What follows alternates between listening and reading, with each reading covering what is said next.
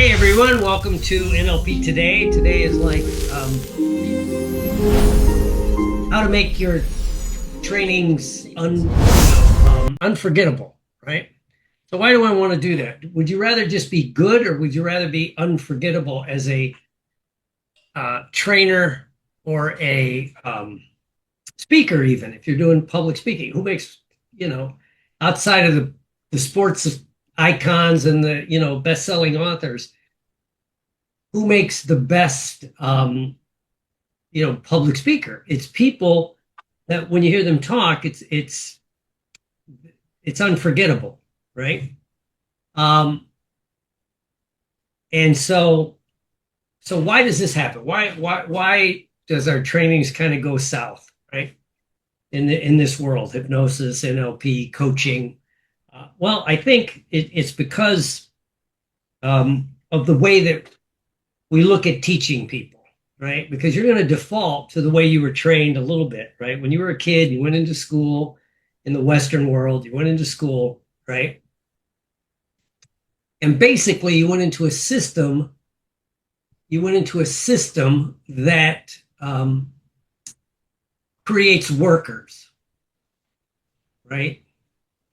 Not artists. They did that study where somewhere I have it, they researched, like, I don't know, a bunch of 6 to 7 year olds, and a great majority of them tested on the genius range of certain things, right? Not everything, not like you could be, this is where the educational system starts to fall apart. They treat everybody the same.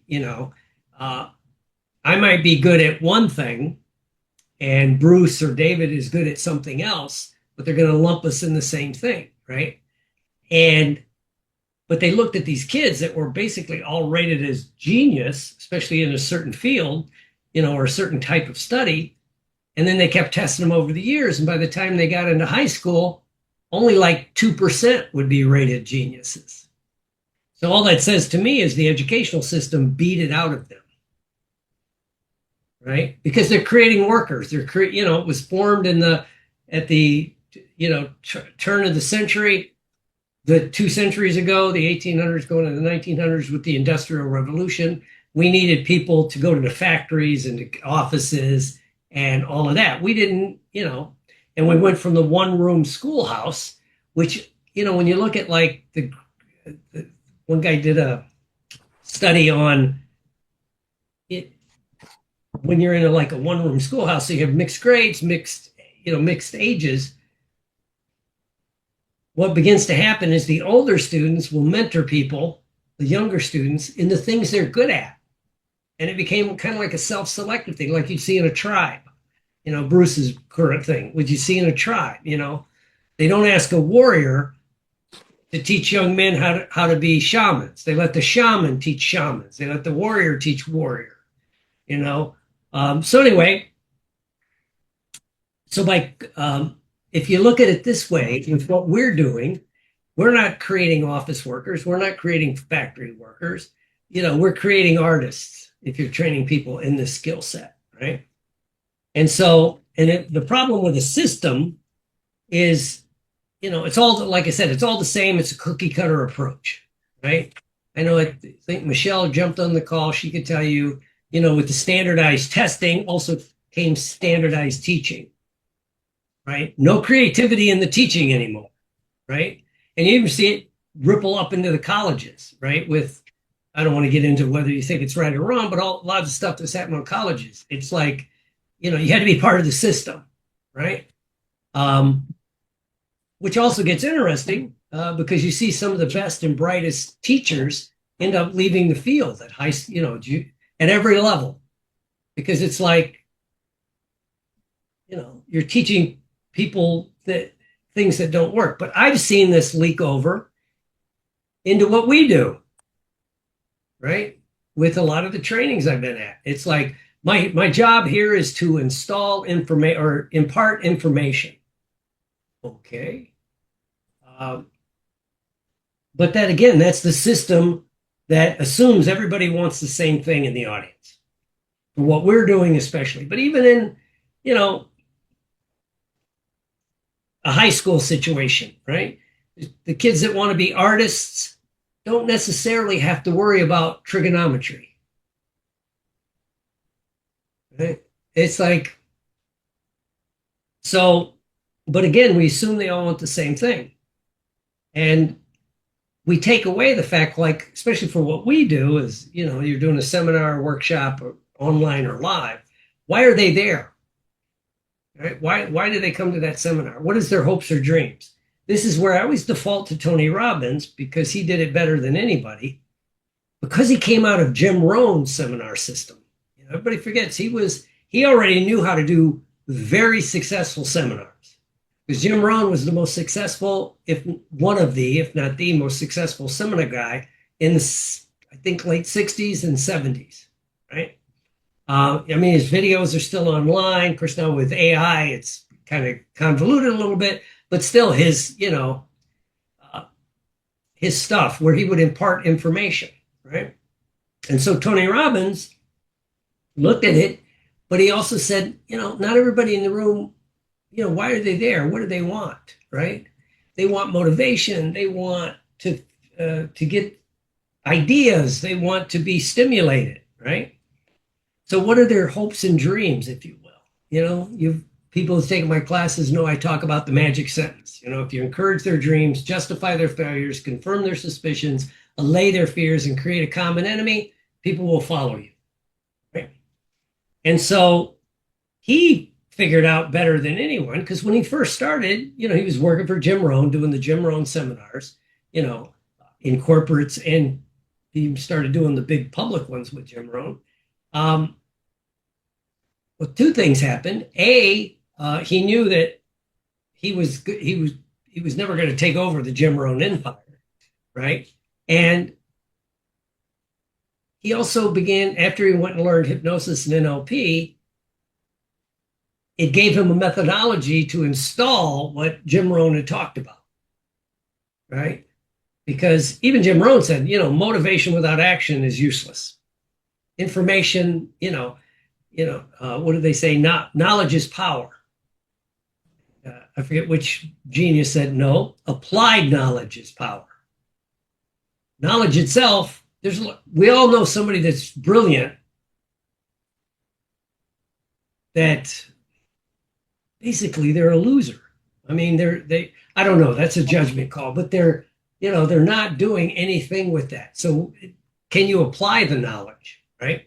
And so the NLP and the way Tony Robbins was into it, he knew he could help install, if you will, or teach, this stuff so people could actually make it useful in their lives with the NLP seminars. He didn't just give an hour lecture on motivation. He would take people through experiences, because NLP and hypnosis is all about experiential.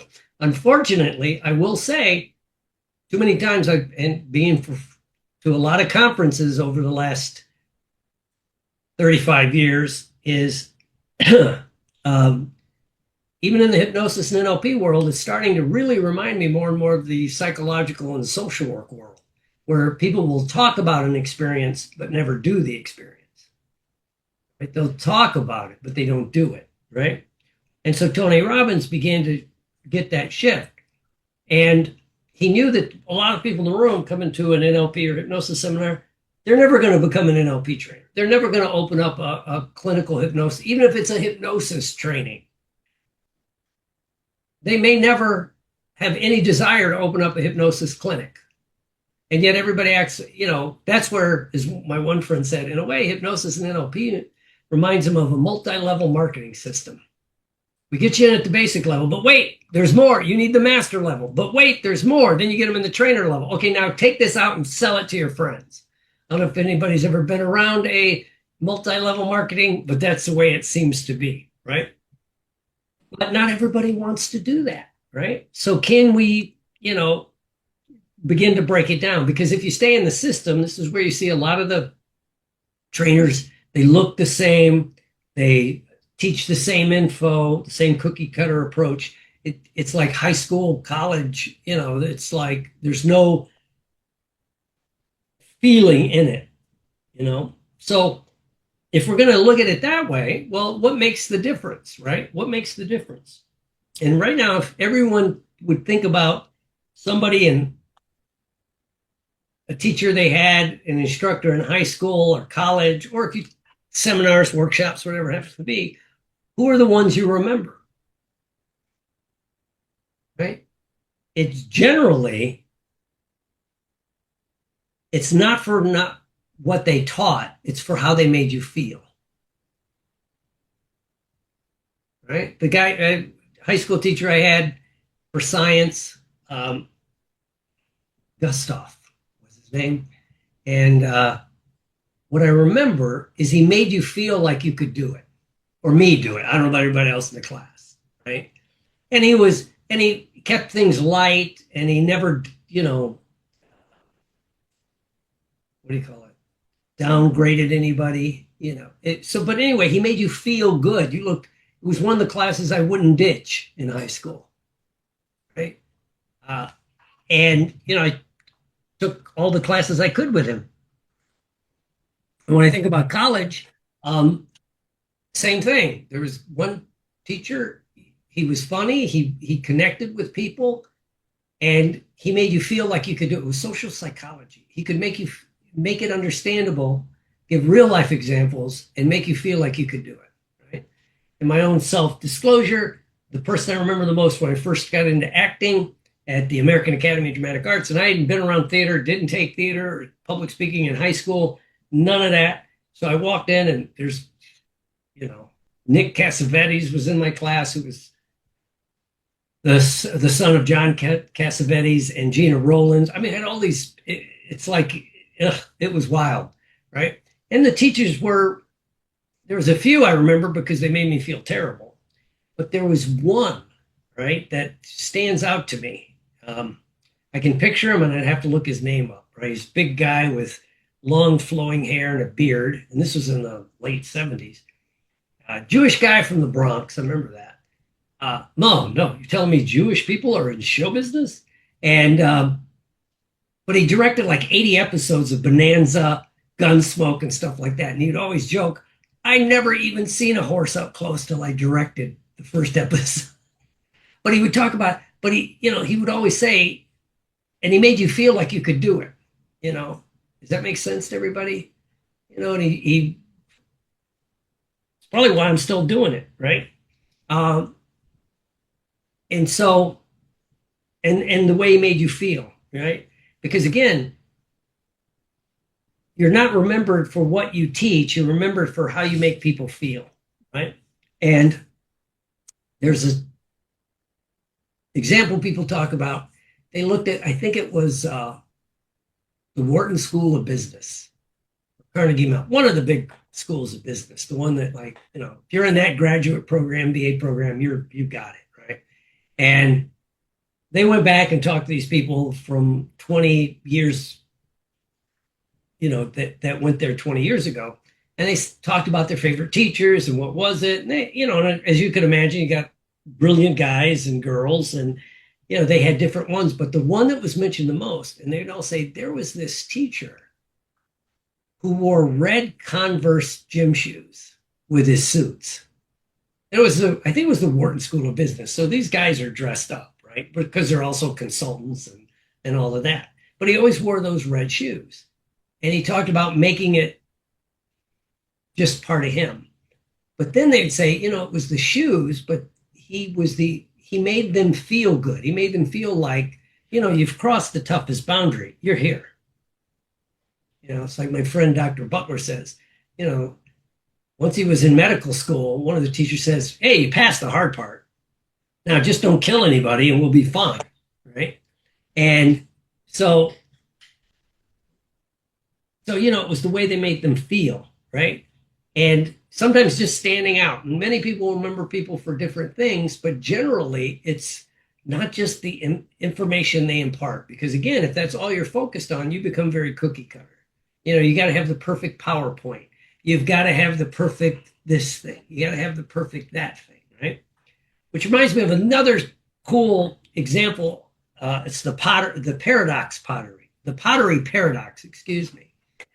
And what they did is they took groups of people that were studying or doing pottery. I don't know if it's probably college, but and they told one group, I want you to spend the whole, I think it was a whole semester making the perfect piece of pottery, like bowl or whatever the hell you do with pottery, right? Okay. Then he goes they split it in half, and then to the other group, they said, your goal is to make as much pottery as possible.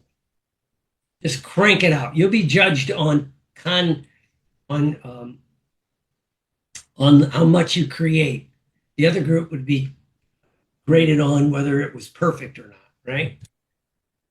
Well, once it was over, they went back and looked, and guess what happened? First of all, the people that were trying to create the perfect piece of pottery, I forget, a pretty good percentage of them never finished anything, right? Never finished anything.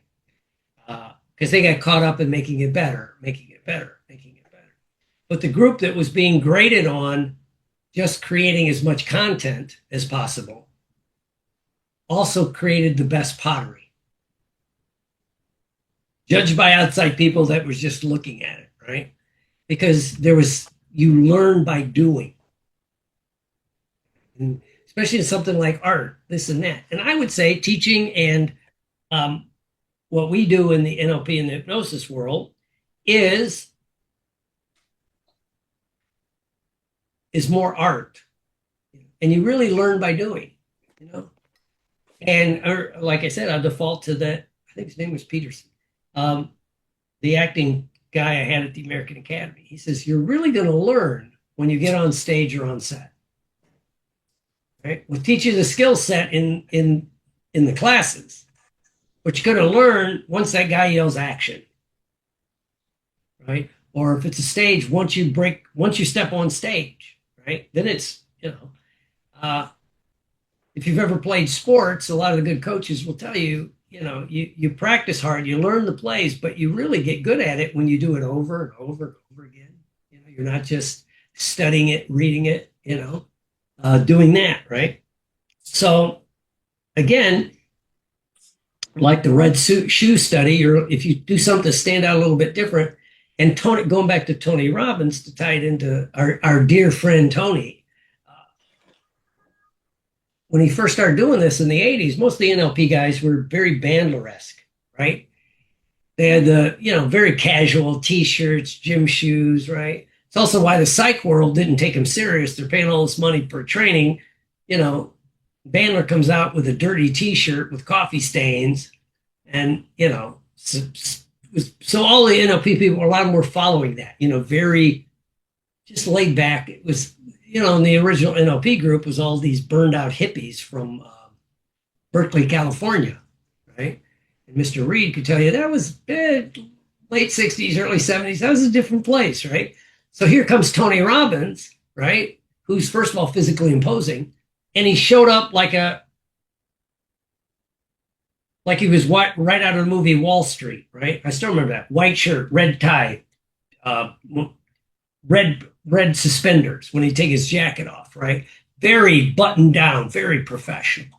And the people want, and so he could sell to the corporate audience, right? Richard Bandler really couldn't. His information was sterling, right? Same with Grinder and those guys. But yeah, it was different, right? Yeah. And then also too, the thing is, and Tony Robbins focused on giving the audience the experience, not teaching you how to do it. Okay, here's how you do a visual squash. Da, da, da, da, da, da, da. He would do it to the group, right? Because he said once that what he saw at the Jim Rohn seminars was the people that would do the exercises would experience the transformation. And that's where it kind of goes back probably to the late 80s. Tony Robbins, somebody said, oh, you're a motivational speaker. He goes, I don't know what a motivational speaker is. He goes, I work for one, Jim Rohn, but I'm a transformation coach. I help people transform. And so, and if you've ever been to a Tony event live or online, it's very emotional. It's very, you're clapping, you're jumping up and down, you're listening to the rock music, not your typical button down NLP thing. right? I remember one time at a conference that will remain nameless, National Guild. I was getting ready to teach something with NLP, and I had a good room, big room, and it was waiting to get started. So I'm like, I took I started some music, put it with the microphone to go through the room. It was blaring, right? Of course, people next to me, I came and said, "You're going to turn that down. We get started, right?" I said, "Yeah, I'll turn it down, but right now we're rocking it, right?" And I still remember this. Once I started doing it, I'm up there dancing around. We're playing with that. We're singing along. It was a Taylor Swift song. I think we were doing the "Shake It Out," right? Shake it off, shake it off. So anyway, but here's what I noticed. Probably had 40 people in the room, and as David could tell, that's a pretty good group at the Guild. And I had like 5 minutes of us playing the music and dancing around. When it was over, there was every seat was filled in the room. Good. How's the conference going? Right? And most of them stayed. They could have left. I mean, it's a free talk. People can come and go. But it's like, it is true. We're starting on an up note. Everybody's in a good mood. We're dancing, except for two ladies who asked me to turn down the music, but they were sitting right by the speakers. I still remember that. And I said, "Well, you could move. We'll just leave." So, but the door's open, and I'm just, it's like, so it was a little bit different. It was as we would say in the NLP world, kind of a pattern interrupt, right? And this goes back to I still wear gym shoes with my suits when I'm teaching. If it's not my cowboy boots, it's my that. Remember one conference, I ran around the whole conference in a gi, karate gi, right? Because I was doing a couple things on self-defense, but it was like, I'm just going to wear a gi. It's going to be cool. I don't care what people think, right? But people, 3 years later, they're going, yeah, that was you running around in that gi a couple years ago. Well, it was different, right? It was fun. And then when I transitioned back to my real self, where you see me dressed with the Western suits with the bolo ties and the cowboy boots, right? That's a little bit different than 99% of the other NLP people, right? Who are either modeling Banner and Grinder, very laid back, very casual, or they're still trying to do the Tony Robbins thing, right? Which is interesting because you've been around Bandler in the last 5 years. He's went more Tony Robbins. He's always in a suit and tie. He's always dressed impeccably. He's, so if you want to be remembered, you got to think about how you're going to make your audience feel. So what's the goal of what we're doing? And for this, I will close with talking about, what can you do to make people feel? Number one is humor. Most people like to laugh, right? And I'm going to self-select the audience. If you don't want to laugh and have a good time, I don't care if you're in the room at that point. If you don't, I don't need Debbie Downer, or David Downer, if we're not to be judgmental here, right? It's like, okay, but when it's like, it's fun. And it also, if you understand neurology, you learn more when you're having a good time, right? Because the cortisol drops out of your system. And then if you're emotionally vulnerable, right? And are you truly emotionally vulnerable when you're teaching? Will you share things? Will you, and not turn it into a therapy session on yourself, but will you share things? Right? Will you really feel the emotions? Or do you want to present yourself as perfect? Because the other way to be vulnerable is to make mistakes. Don't freak out when you make a mistake. You misspeak. I remember one lady gave a talk, and she talked about she was trying to be so buttoned down. Everything was perfect. Her speaking, she was a business trying to do a keynote speech. It wasn't going well, right? And she was paying people to book her, and it wasn't working. Till one day she was getting ready to do the talk. And when she walked up to the podium, she dropped all her papers, right? And then when she dropped her papers, she looked at the audience. She looked at like a lot. It's like, and then picked them up, put them up there, and goes. Ugh. But then she noticed the audience was engaged, right? And she could admit, and also made her go off book a little bit. She goes, because these are totally out of order now, right? And so it was more spontaneous, and true art, by the way, from acting and all that stuff, is making the things you rehearse over and over again look spontaneous. If you're doing a show, a play, and the most performances I've ever done was 85 or 90 performances of a play. Right? So every night, same line, same move, same everything that you're doing. How do you make it look fresh for the 90th audience? Because they've never seen it before. Right? And you can't it's easy to get lazy. And as a speaker, it's my 27th in basic NLP, but it's your first one. And I know Elizabeth, as a professional dancer, they know that, like, hey, tonight may be the only time they ever see this kind of dance, right? And so you gotta do that. So part of that's being emotionally vulnerable, because mistakes will happen. Right? How do you go through those, right? And so then you want to have a hook. What's your hook? And that, to me, the hook is being vulnerable and accessing emotions, and then beginning to learn how to ride the emotional wave. Okay? How do you ride the emotional wave? Well, if you watch movies or plays, are the two best, right? They bring you to a point,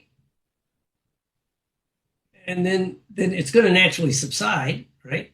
And it'll keep doing that. It'll bring you up, it'll bring you down, it'll bring you up, it'll bring you down, bring you up to the crescendo or the climax of the movie or the play or however they resolve it, and then right? And so you got to look at if you're a trainer, NLP trainer, hypnosis trainer, which goes on more than just an hour talk. You got to begin to kind of time it. So you take people into an emotional roller coaster, then bring them down a little bit. Then when you bring them back up again, and you always, again, like they do in a television show is good at this, or play at it right before intermission. They want to end it where you want to see what happens next. Right? It's also why I've gone back to not generally handing out the entire training manual until we're done. Right? Because there'd be some people, it's like, okay, if you finish on a good note, they got the manual, I don't need to go back. I don't need to go back. Right?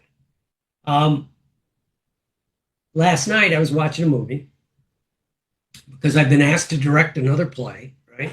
Funny how the universe works. God works for people, right? I've been in a funk and I didn't know what I wanted to do. I've been doing a lot of film, been blessed to do that.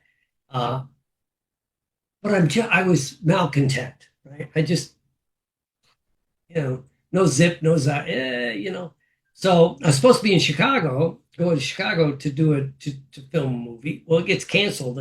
I was 300 miles into my trip, 330 miles. I was in Georgia because I was driving when it got canceled. Right? Of course, that's like, it's a bummer, but in that world, that shit happens.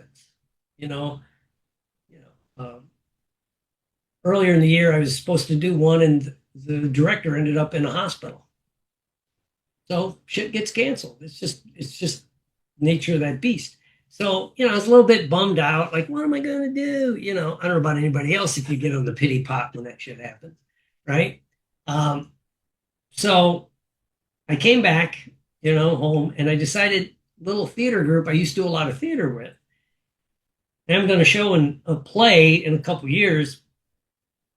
They were having preview nights for the Christmas show. I'm like, I'm going to go see this because I'm kind of cheap, right? And the preview nights are free, especially if you're in the theater group. So I'm like sitting there, and I ran into a couple of people that made me feel good, And remember, what is it I like about acting? Because I began to lose that. What is it I like about that, right? Because it's a lot of work. A lot of people get in a show and they're shocked when they, Elizabeth can tell you how much work it is to put a show together. Whether it's a dance show or a theater or even a movie, it's a lot of tedious little things, right? So it was that. And what I figured out I missed, kind of like, and I've been blessed because I get this a lot, is the camaraderie. the community, the fellowship, and the people wanting to do it, right? I've been lucky to be in professional theater and be on these movie sets where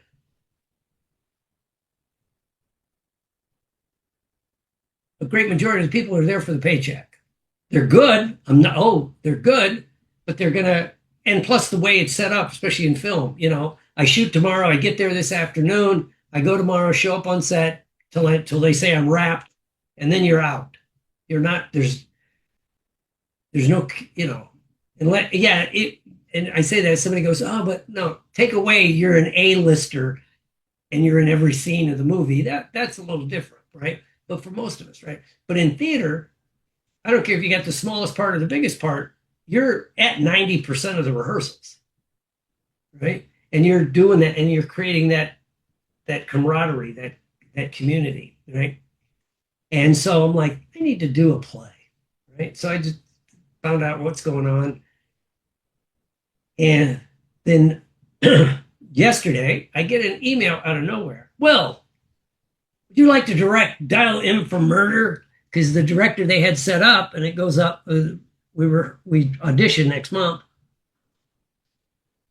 had a heart attack or a bypass, something, he can't do it, right? And so I'm like, it's weird when you say a prayer and then when the answer comes and at first you don't like it. Like, I don't know, do I want to direct this show, right? So anyway, to tie it into writing the emotional wave, the play is called Dial M for Murder. It was a 1950s movie. It's a classic play. And so I went and found it online, right? The movie version by Hitchcock, who was a pretty good director, especially for mysteries, right? And basically all he did was he shot the stage play, right? Because I know Elizabeth knows, sometimes you'll see a really great play and then they'll make a movie and you'll go, what did they do? It's like the play chorus line. And then when they made the movie and they changed the song, What I Did for Love, from about dancing to the love song to the director. I remember when I saw it, a bunch of people walked out. All the people I knew that were dancers just walked out, right? But anyway, so I'm watching the thing last night and knew, and I had to talk today. It's like they take you up, like, oh, is he really going to try to get the guy to kill her? And then it would come down a little bit, and then it would come back up, right? All the way up to the intermission, because the movie actually had the old style where it went intermission. Some of us are old enough to remember that in movies. Intermission, right? Which was like, what's going to happen? Right? Is he going to get his friend to kill her? Is it going to work? And then of course the rest of the roller coaster, right? And they end where the guy gets caught. But it's just about, knowing how to take your audience on that journey. And when you're a speaker, a trainer, what we do, you're taking them on a journey. No, and not everybody in the room wants to become an NLP practitioner or a hypnotist or a coach, right? What are they there for, right? And some of us, and people in this room would probably realize and can remember times that being in a seminar, workshop, or something, where the person that had some of the best skill sets was never going to do this for a living. I remember the guy that picked up we were in a class that was on hypnotic language and all that. And he was probably the best I'd been around in a long time. And people like, oh, are you going to do that? He goes, no. I'm making 200, this was like 25, 30 years ago. He goes, I'm making 250 grand a year as a salesman. I'm not going to go, of course, one guy's trying to talk him into it. And I went, dude, do you enjoy what you do? Yes. And you're making 250 grand a year? Yes. I will slap you if you walk away from that. Because don't buy into now we could say it with the Facebook, I'll show you how to make 6 figures a month. Right? I don't know about anybody else, but I automatically default to, if it's that easy to get $10,000 a month clients, why are you teaching me this for $497? As Mark Cuban says, that would be a bad businessman.